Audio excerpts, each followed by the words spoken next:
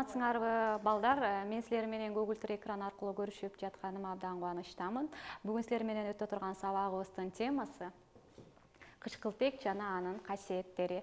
Сабагыбыздын максаты кычкылтектин элементи боюнча жалпы түшүнүк аласыңар, кычкылтектин касиеттери менен таанышасыңар. Кычкылтекти биз жашообуздун эң керек газы десек болот. Ал көзгө көрүнбөйт, түсү, даамы жана жыты жок. Айланабызда кычкылтек бар экенин биз дем алганда гана сезебиз.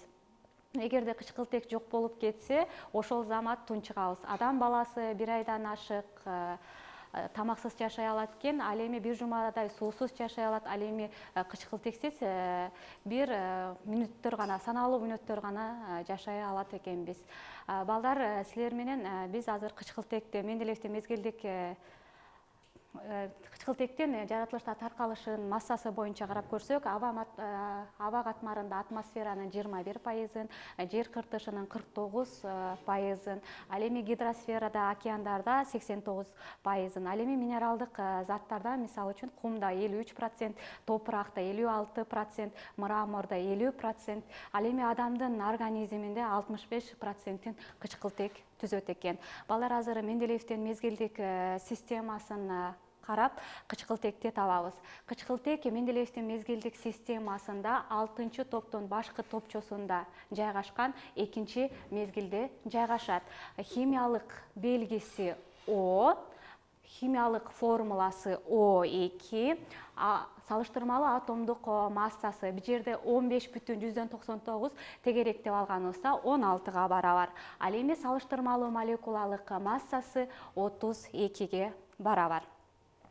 Балдар, мына силер менен кычкылтек жөнүндө кыскача түшүнүк алалы. Эми ушул кычкылтектин тарыхына кайрылсак, күйүү реакциясын көптөр убакыттар бою белгисиз болуп келген. Кытайда жазылган кол жазмалардын негизинде, Кытайдан табылган кол жазмалардын негизинде бул кычкылтекти күйүү газы деп атап келишкен.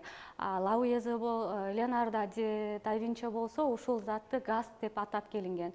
17-чи кылымдын башында бул эки окумуштуу бири-бири менен эле байланышпай туруп эле бул кычкылтек газ абалында деп эсептеп келишкен.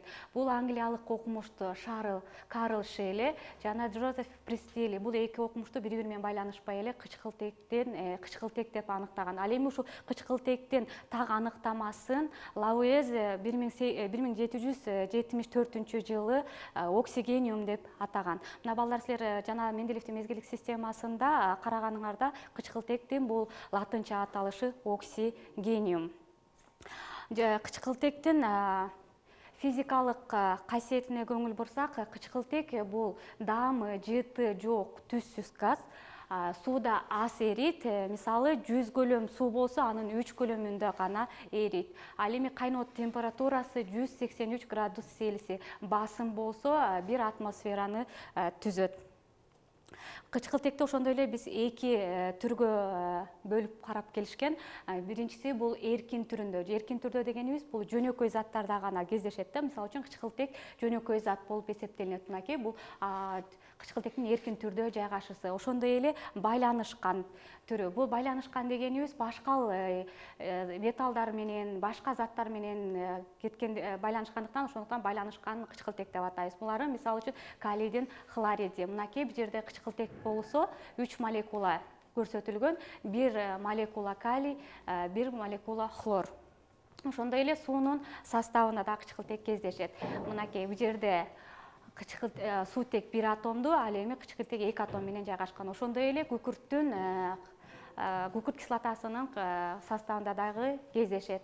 Мынакей көрүп турасыңар, бул жерде 4 кызыл мемелер менен белгиленип турган, булар кычкылтекти көрсөтөт. Мына балдар, силер азыр физикалык, физикалык касиеттери менен таанышып алдыңар. Эми ушул кычкылтектин изотоптору. Бул деген, башкача айтканда, изотоп дегенибиз бул түзүлүштөрү менен гана айырмаланган заттарды биз изотоптор деп атайбыз. Мынакей бул жерде кычкылтектин изотоптон 16, 17, 18. Эң көп кездешкенибиз бул 16. Биз жана айтып кетпедикпи, атомдук массасы 16 барады. Биз бул жер шарында көбүрөөк кездешкендиктен биз 16 деген изотопун гана кездештире алат экенбиз.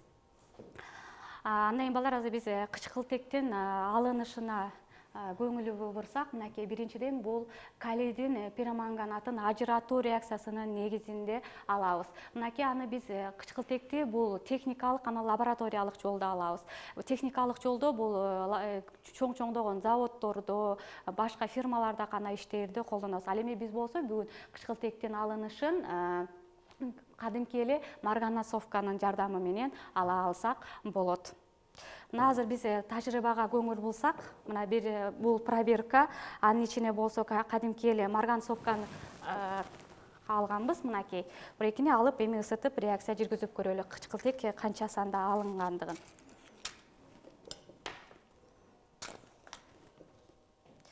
Биринчиден ысытып жатканда проверканын баардыгын ысытышыбыз керек, себеп дегенде жарылып кетиши мүмкүн.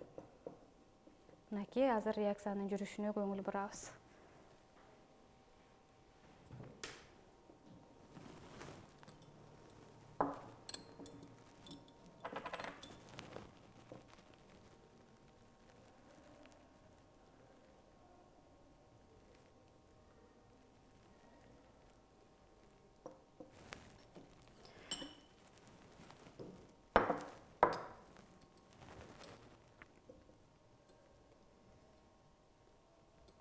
Спирт шамынын негизинде ысытып алабыз.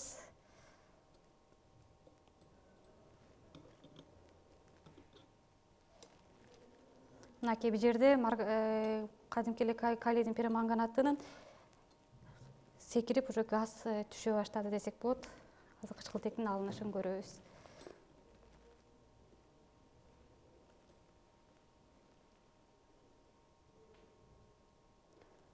Бул реакция 1-2 мүнөттүк убакытты талап кылат.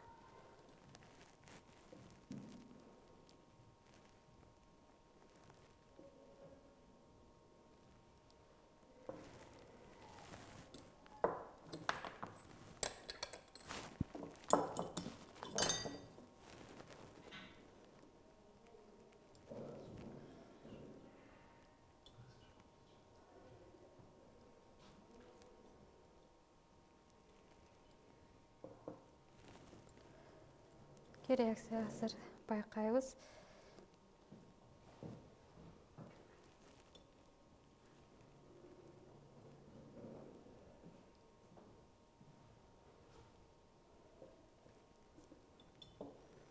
Кычкылтектин топтолгонун азыр чала күйгөн чычаланын негизинде карап көрөлү. Эгер топтолсо азыр кычкылтекти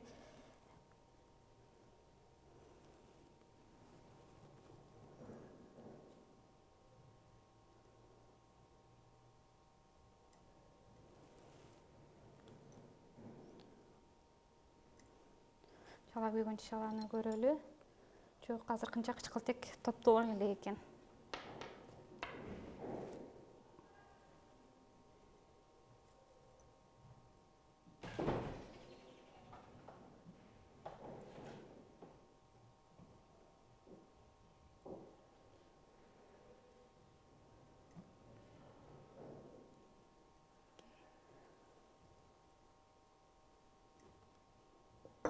Кийин бир жолу көрөлү кычкылтектин топтолушун. Мынакей балдар, кычкылтектин топтолуптур. Мынакей көрүп атасыңар, мына чала күйгөн чычаланын негизинде мынакей өчүрүп, эмир сериядан көрөлү. Мынакей кычкылтектин топтолгондугун. Мына балдар, силер лабораториялык шартта кычкылтектин топтолушун ушу чала күйгөн чычаланын негизинде бул уже кычкылтегибиз уже колбанын ичинде калбай калды. Кычкылтекти бул 1-2 эле убакыттын ичинде гана көргөнгө болот, себеби бул аба аркылуу реакцияга кирип кетти десек болот. Бул биринчи реакциябыз болду. Бул калийдин перманганаты менен. Мынакей бул ажыратуу ажыратуу реакциясы негизинде пайда болду. Мына калийдин манганатына, анан марганецтин 4 валенттүү оксидине жана кычкылтекке ажырады. Мына силер тажрыйбадан байкаганыңарда кычкылтектин чала күйгөн чычаланын негизинде колбада кичине жарык чыгарып күйдү. Бул түшүндүрөт ушу кычкылтектин бөлүнүшү дегенди.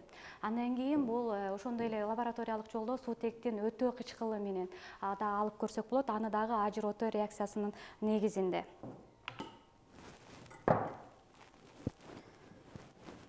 Кадимки эле буга биз кадимки эле аптекада сатылуучу перекс водорода деп аталат. Ал эми кыргызча аталышы бул кычкылтектин өтө оксиди.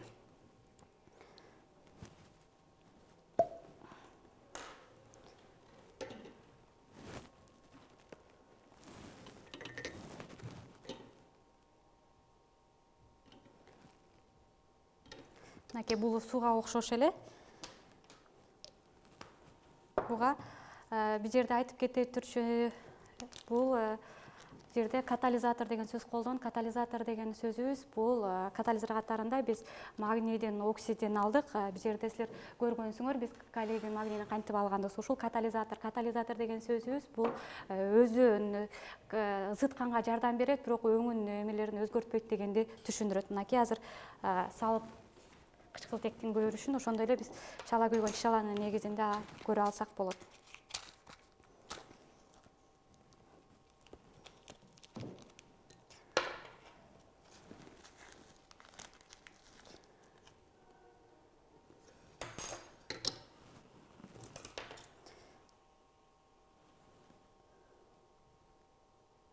Мынакей азыр кычкылтектин бар экенин. Мынакей балдар көрүп атасыңарбы? Мынакей кычкылтек тегип уже топтолду. Бул жерде уже реакция жүрүп кетти. Бул жана мен айтып кеткендей эле, бул реакция жүрүп кеткенге чейин кычкылтек калбай калат. Бул көзгө кичинекей эле көрүнгөн нерсени талап кылынат. Мынакей көрөлү, уже биякта уже кычкылтек мынакей кичинекей эле калды. Мынакей бул жерде кычкылтек барат. Кычкылтек качан гана реакция жүрүп кетмейинче бул чычала күйө берет. Мынакей балдар силер көрдүңөр, бул жерде кычкылтек уже калбай калды дегенди билдирип атат. Реакция, башкача айтканда, реакция уже жүрүп бүттү. Балдар, мына силер лабораториялык шартта калийдин перманганатын, анан суутектин өтө оксидин лабораториялык шартта көрө алдыңар. Ошондой эле кычкылтектин бул калийдин хлорадындагы ажыратуу реакциясынын негизинде көрө алсаңар болот. Бул лабораториялык шартта жасаганга болбойт. Себеп дегенде калийдин бертолет тузу бул уулуу зат болгондуктан муну биз реакциясын гана көрө алат экенбиз, ал эми тажрыйба жүзүндө жасай албайбыз. Ошондой эле бул жерде да катализатор катарында магнийдин оксиди колдону. Мынакей силер байкадыңар, буну дагы биз лабораториялык шартта карай албайбыз. Себеп дегенде бул жерде суутектин топтолушу көптөгөн убакытты талап кылат. Ошондуктан биз муру 2 гана реакцияны биз тажрыйба жүзүндө көрө алдык. Балдар, андан кийин бул химиялык касиетине көңүл бурсак, химиялык касиет дегенибиз ар кандай заттардын химиялык касиетин көрө алсак болот. Мисалы, бул бүгүн көрө турган сабагыбызда силер менен күкүрткө кычкылтек экөөнүн кошулушунун негизинде, башкача айтканда кычкылтектин күйүшүндө. Мисалы, күкүрткө кычкылтекти кошконубузда күкүрттүү кычкыл газы алынды. Диоксид сер же болбосо ди деген сөзүбүз 2 дегенди түшүндүрөт. Башкача айтканда, бул жерде турганда кычкылтектин саны 2-ни көрсөтүп турат. Бул жерден валенттүүлүгүн койсоңор, бул жерде 4 валенттүү күкүрт, ал эми кычкылтек болсо 2 валенттүү, ошондуктан бул жерге 2 деген белги салынып, жалпы жонунан реакцияны биз тең деп эсептейбиз. Эми балдар, азыр ушул экини биз тажрыйбабызда байкап көрсөк. Күкүрттүн эмиде алынышын, кычкылтекте алынышын. Ал үчүн бизге атайын даярдалган колба, мунун ичине кычкылтек толтурулган. Ошондой эле бизге атайын кашык берилет ушул заттарды ысытуу үчүн. Анан бул күкүрт, бул жаратылыш шартында дагы кездешет. Бул майдаланып алынган, батыраак реакция жүрүш үчүн атайын майдалап коебуз.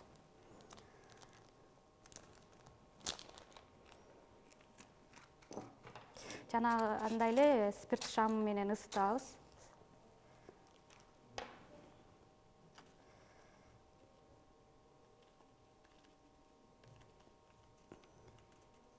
мынакей силерде реакция жазылып тургандай эле күкүрткө биз мынакей күкүрт бул, аны биз кичине ызытып алып кычкылтекке кошобуз.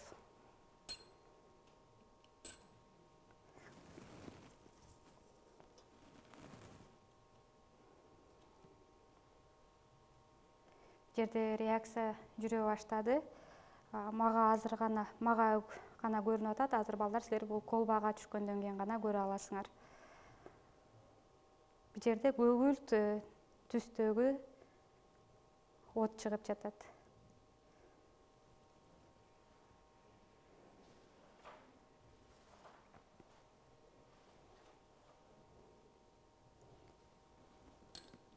Мынакей күкүрттү күйүшү азыр.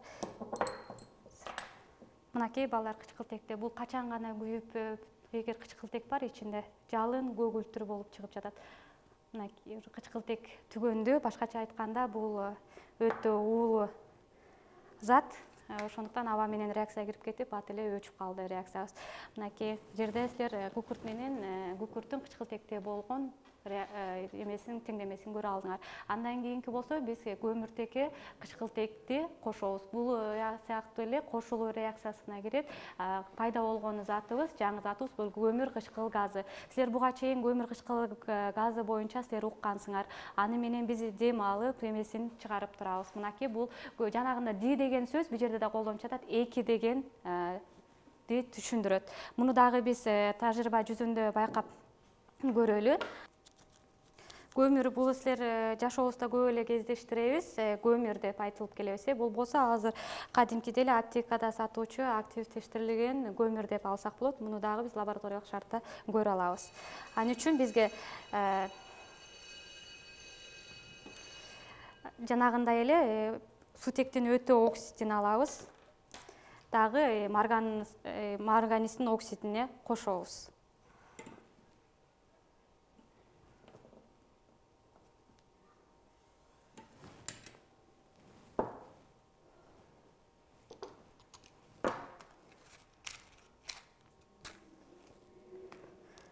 Ал эми активдештирилген көмүрдү болсо ысытып, анан экөөнүн реакциясын байкайбыз. Мынакей балдар байкасаңар, бул жерден ар кандай чачыраган учкундуктарды көрүп атасыңар. Көмүрдү жакканыбызда. Азыр эми ушул реакция жүргүзгөндө жарык чыгарып көрүш керек кычкылтек менен киргенге. Мынакей балдар байкадыңарбы? Бул жерде кычкылтек бар. Ошондой эле дагы көрсөк, бул кычкылтек ичинде бул реакция жүрүп бүтмөйүнчө кычкылтектин бар экенин байкап көрөм. Экинчи дагы таблетканы ысытып көрөлү. Кычкылтек бар бекен, жок бекен. Мына уже кычкылтек уже аба менен реакцияга кирип кетип, мында кычкылтегибиз калбай калды, жарык чыгарып күйгөн жок. Мына баары балдар, силер менен бүгүнкү жасаган тажрыйбаларыбыз бүттү десек болот. Башкача айтканда, мына силер азыр тажрыйба жүзүндө күкүрт менен кычкылтектин реакцияга киришин, көмүр менен кычкылтектин реакцияга киришин алдык. Ал эми андан кийинки реакциябыз болсо, бул фосфордун кычкылтек менен кириши. Башкача айтканда, бул фосфор өтө уулуу зат болгондуктан, муну биздин лабораториялык шартыбызга туура келбегендиктен муну жазай албайбыз. Муну биз жөн гана реакциянын кандай жүрүшүн гана эрежелерин билип алалы. Бул кычкылтек биз билесиңер, валенттүүлүк дегенде эске салсаңар, бул дайыма өзгөрмөсүз туруктуу кычкылтектики 2ге барабар, ал эми фосфордуку 5ке барабар. Жалпы орток бөлүмүн таап алабыз. 2ге дагы 5ке дагы бөлүнө турган. Балдар, силер билесиңер, 2ге дагы 5ке дагы бөлүнө турган сан бул 10. Эми реакциянын бул теңдеп атканда, реакциянын эки жагы тең, бизге тең болуш керек. Мынакей силер 10ду 5ке бөлсөңөр 2ден тет. Мынакей неме жазып атасыңар, жалпы эки жагы тең болуш керек. Мынакей 5ти бердик. 10 болду. Мына экөөнү көбөйтсөңөр, жалпы орток саны 10. 10ду 5ке бөлсөңөр 2ден 10ду 5ке бөлсөңөр экиден тет. Мына биз эки жактын реакциясы тең болуп саналат. Фосфор реакцияга чейин 4, реакциядан кийин дагы 4, реакцияга чейин кычкылтек 10, реакциядан кийин дагы 10. Реакциябыз тең болуп саналды. Бул реакциянын аталышы фосфордун ангидриди деп атайбыз. Андан кийинки реакциябыз бул темирдин кычкылтек менен кириши. Бул биз реакциябыз аябай жашообузда көп кездештиребиз. Мисалы үчүн темирди кычкылтекке кошконубузда темирдин кычкылдыктары же болбосо акалини деп атайбыз бул реакцияны. Жанагы сыяктуу эле валенттүүлүктөрүн эске алуунун негизинде реакцияларды теңдеп алабыз. Эми реакцияны теңдегенибизде реакцияга чейин темир 3, реакциядан кийин дагы 3, кычкылтек реакцияга чейин 4, андан кийин дагы 4. Эми бул темирдин кычкылдыктарын силер бул жашообузда көп кездештирүү деп айтып кеткенибиздей эле, мисалы үчүн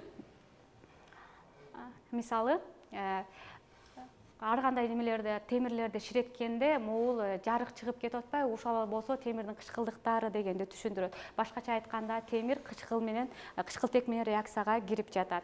Андан кийин темир чарыкты тартканыбызда, ар кандай нерселерди чарыкка тартканыбызда дагы байкасаңар болот ушул экил. Мынакей темирди ширетүүдө дагы берилет. Мынакей жарыктардын чыккандары бул болсо ушул жарыктын чыгышы бул темирдин кычкылтек менен кириши же болбосо акалин деп атап атпайбызбы. Ошондой эле силер кечинде жол жүрүп барганыңарда троллейбустардын дагы кээ бир жерлерге зымдар менен тийишкенде ушундай сыяктуу жарык берет. Бул дагы темирдин кычкылтек менен реакцияга кириши же болбосо акалинди көрө алсаңар болот. Мына балдар, силер менен бүгүн биз кычкылтек жана анын касиеттери менен тааныша алдыңар. Жана тажрыйба жүзүндө көрө алдыңар. Мурекини үйдөн эскерте кеткен нерсем, бул жерде жазылган нерселердин баардыгын үйдөн жазаганга болбойт. Мугалимдин көрсөтүүсүз жазаганга болбойт. Анда балдар, силер менен бүгүнкү алган жыйынтыгыбызды жыйынтыктап үйгө тапшырма алсаңар, окуу китебиңерде 43-чү параграфты окуп келесиңер, ошондой эле 64-чү беттеги көнүгүүлөрдү аткарасыңар. Көңүл бурганыңыздар үчүн рахмат. Эмки көрүшкөнгө чейин сак саламатта калыңыздар.